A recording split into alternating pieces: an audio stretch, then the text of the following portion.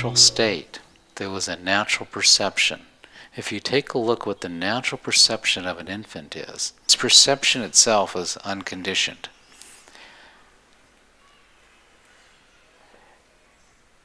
There is no mind and no thought process like in words interpreting what's going on. It is just direct sensing of what is present in the moment without any interpretation.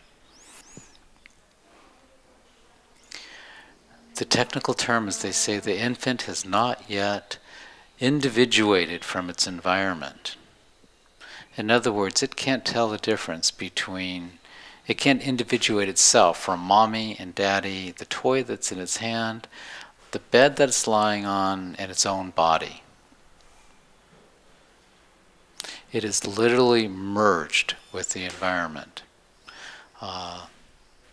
In the New Age would say, he's experiencing oneness. And there's a whole study in developmental psychology about how the infant individuates from its environment. It's a whole process. But one of the things that occurs in that process is a separate sense of self as a body object starts coming in. Physical sense that I am this body, which it didn't have before. That's the beginning of the conditioning. The perception is now moving from the natural state or the unconditioned state to the natural state, to the conditioned state. Now, understand it is an important developmental step, because as long as the infant is merged with its environment, they say it cannot be autonomous in its environment. It can't negotiate its environment, and its environment. It is dependent on its environment. So it is an important developmental step to get this conditioned perception.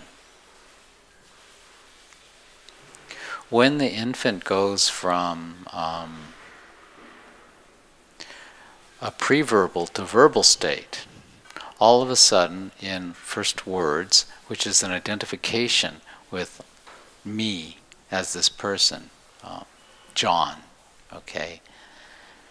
That's where it starts. It's John, and John has this relationship with these other, and it's this object, John, body object, which has in relationship with this two other body objects, Mama and Dada, Daddy, okay, or Dada.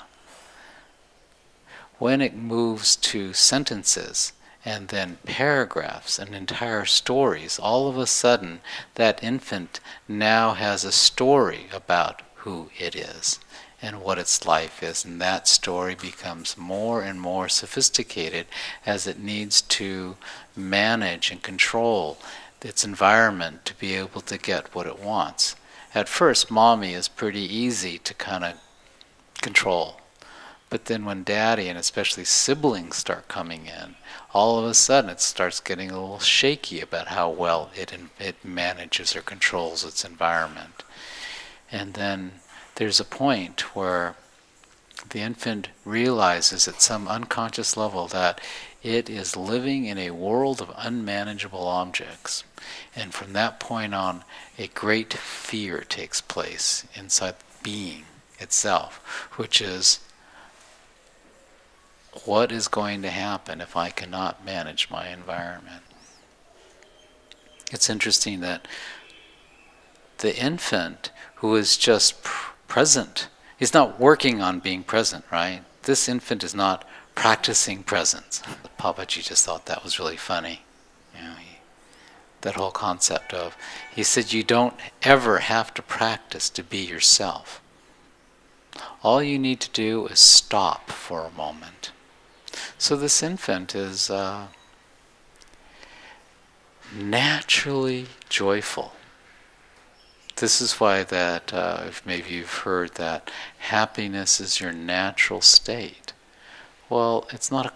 This is something that is, if you look at the infant who is in its natural state, it is naturally joyful and naturally happy. It doesn't need any kind of condition for it to be happy. It just is.